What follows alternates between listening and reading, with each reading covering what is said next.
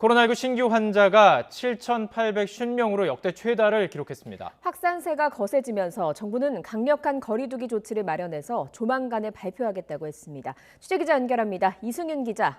네, 사회 2부입니다. 네, 정부가 강력한 사회적 거리 두기 조치를 논의 중이다 이렇게 밝혔죠. 네, 그렇습니다. 중앙재난안전대책본부는 지난주부터 시행한 방역 강화 조치가 코로나19 유행 상황을 호전시키지는 못했다고 평가했습니다. 정부는 현재의 방역 상황을 엄중하게 보고 조금 더 강력한 사회적 거리 두기를 추가하는 방안에 대해 논의하고 있다고 밝혔습니다. 손영래 중앙사고수습본부 사회전략반장은 확산세가 꺾이지 않은 건 이 코로나19 장기화로 인해 사회 전반에 누적된 피로감이 주요 원인이라고 진단했습니다. 또 강력한 거리 두기 조치를 내릴 경우 어려움이 가중될 민생 경제에 대한 보상과 지원책들도 논의되고 있다고 덧붙였습니다.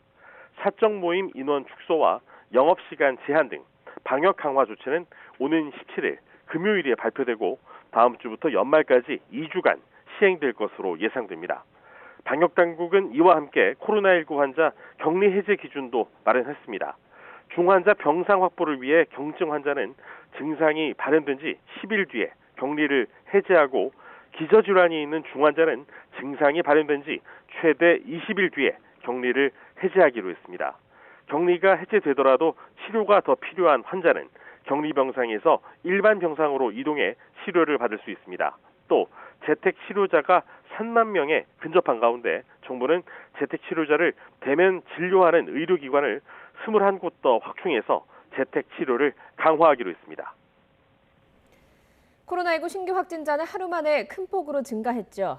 네, 그렇습니다. 국내 발생 7,828명, 해외 유입 22명을 포함해 코로나19 신규 환자가 7,850명 발생하며 또다시 역대 최다를 기록했습니다. 위중증 환자도 964명으로 전날보다 58명 증가하며 역대 최다 규모를 기록했습니다. 코로나19 사망자는 70명 나왔습니다. 코로나19 확산세에 위중증 환자가 속출하면서 중환자를 치료할 의료 역량 확보에도 비상이 걸린 상태입니다. 수도권 중환자 전담병상 가동률은 하루 전보다 0.2%포인트 높아진 86.4%입니다. 전국 중환자 병상 가동률은 81.4%로 여전히 의료 역량 한계에 도달한 수준입니다. 이런 가운데 수도권에서 하루 넘게 병상 배정을 기다리고 있는 코로나19 환자는 1,145명으로 어제보다 335명 줄었습니다. 국내 오미크론 변이 감염자는 9명 추가돼 누적 128명이 됐습니다. 지금까지 사회 2부에서 YTN 이승윤입니다.